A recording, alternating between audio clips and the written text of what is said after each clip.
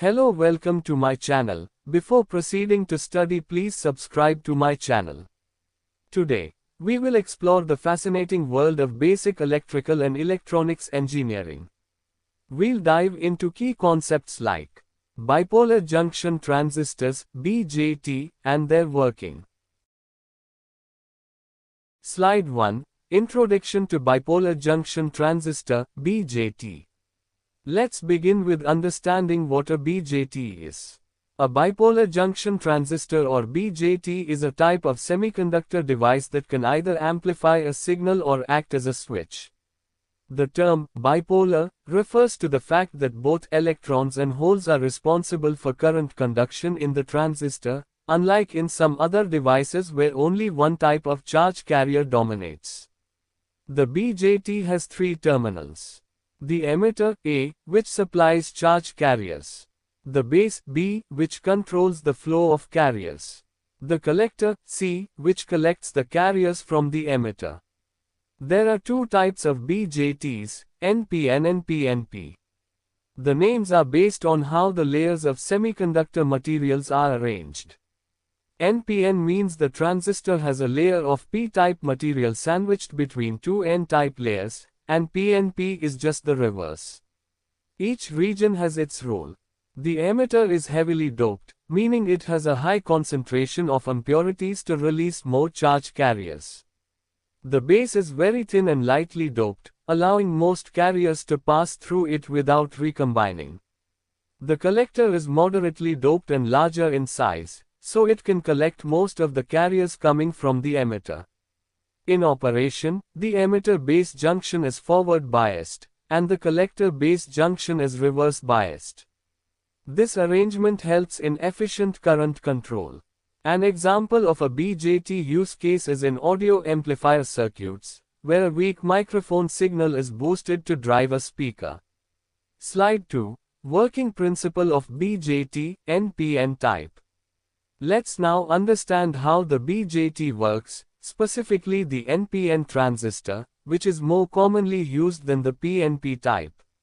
When the emitter base junction is forward biased, electrons, which are the majority carriers in N-type material, from the emitter flow toward the base.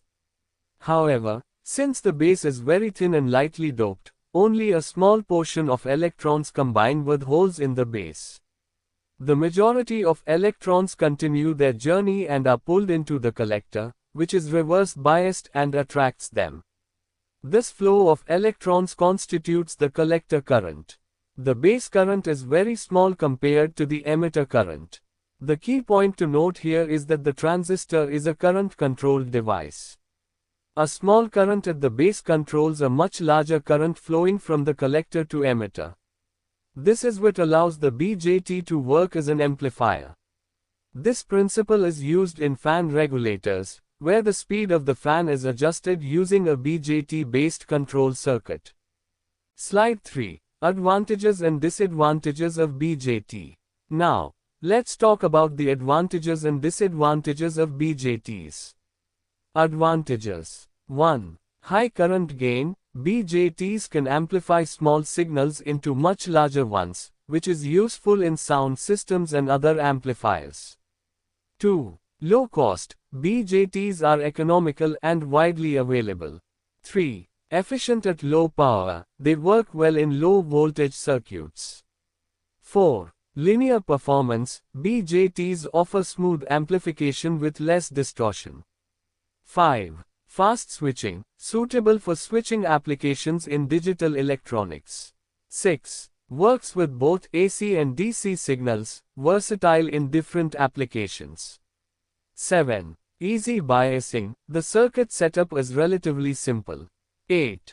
Great for analog circuits, common in radios and analog amplifiers. 9. NPN types are faster and more common, which simplifies design. Disadvantages. 1. More power consumption. Compared to MOSFETs, BJTs may waste more power due to continuous base current requirement. 2. Noisy at high frequencies, not ideal for high-speed applications. 3. Temperature sensitive, their performance can degrade with heat. 4. Requires base current, unlike voltage-controlled FETs. 5. Not suitable for ultra-miniaturization, larger in size for ICs. 6. Low input impedance, not always ideal in certain amplifier designs. 7. Fragile under overcurrent, may get damaged without proper protection. 8. Frequency limitations, cannot work efficiently at microwave frequencies. 9. PNP versions are less efficient due to slower hole movement compared to electrons. So while BJTs are useful, especially in analog circuits, designers need to choose wisely based on the application's speed, power, and cost requirements.